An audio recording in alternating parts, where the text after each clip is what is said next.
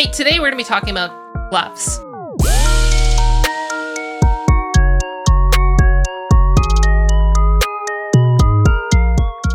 The gloves that I'm using are called the Rokoko Studio gloves. And these are gloves that I've been using for about almost 3 years now, and I have a lot of time logged in them, and I've been through a couple pairs and I have a lot of thoughts, and there's a lot of more recent controversy that's come out about them that has made this review become a reality. Motion capture gloves, specifically these Rokoko ones. What can you use them for? I mainly use them for VTubing so that I can have a little bit more hand expression, but you can also use them for VR hand tracking if you make your own custom application for that, or you can use it for its main purpose, motion capture. What are these gloves? These gloves are $1,500, which is very expensive. It's a lot of money. The main thing is that there's not a lot of gloves on the market that can do exactly what the Rokoko gloves can do. So they have a bit of a market corner right now. That also comes at a cost to the consumer, where these gloves, in order to use them for live VTubing or live motion capture, these will end up costing you about $20 a month. If you're coming at this from a strictly VTuber perspective, there's some obvious comparisons to other products that might be worth consideration. The Leap Motion, the Stretch Sense Studio, or index controllers. What is the main thing that the Rokoko gloves can do that all of these other solutions cannot do? It essentially is the number one thing is this and this. Just full 360 motion. Now, is that worth the price premium?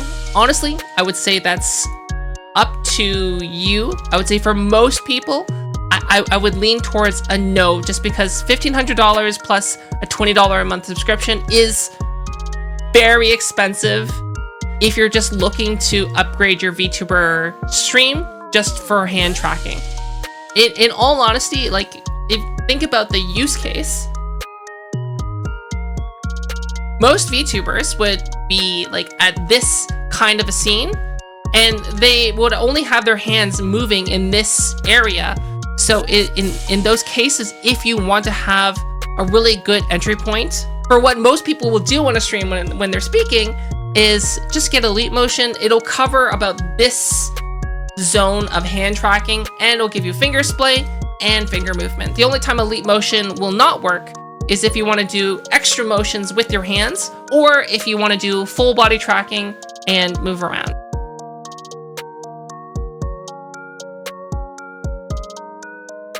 What's good about the gloves?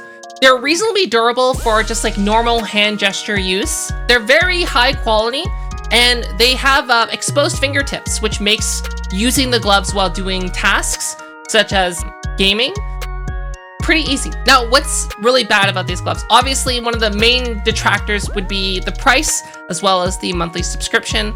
But also, these gloves are non-washable. If you use these gloves on a regular basis, let's say if you are a streamer, they will be smelly. There's one very important thing about these, and it's the extreme high temperatures that they can reach.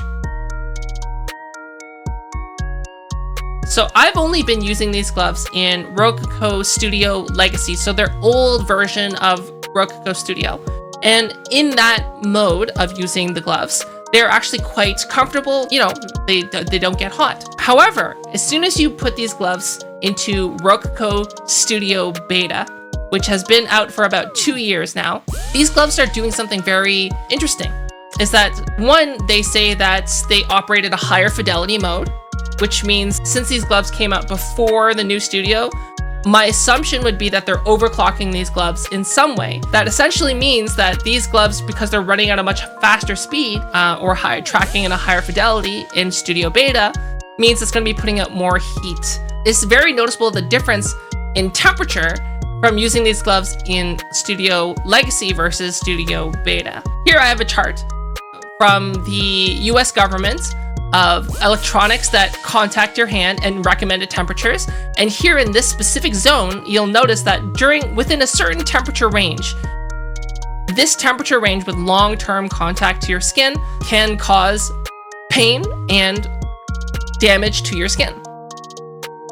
And the thing is that the Rokoko gloves hit that point and in some places kind of exceed it. And the recommended contact time is not feasible for streaming. One of the things that I noticed is when I was using Studio Beta for a while, like a year ago or something, after my streams, I was like, these gloves were pretty warm. At some points, kind of uncomfortably warm.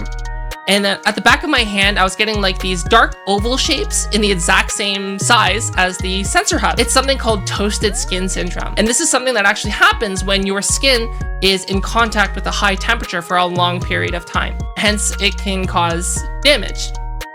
So I recently retried using Studio Beta and it asked me for a firmware update. And this firmware update locks you out of using Studio Legacy. So once you do this update, there is no way to use your gloves in anything but the new Studio Beta. When I was testing the gloves in use while I was wearing them, I was regularly hitting anywhere from 44 degrees Celsius to 46 degrees Celsius on average, and at times it would spike to 50 degrees Celsius while using the gloves in Studio Beta.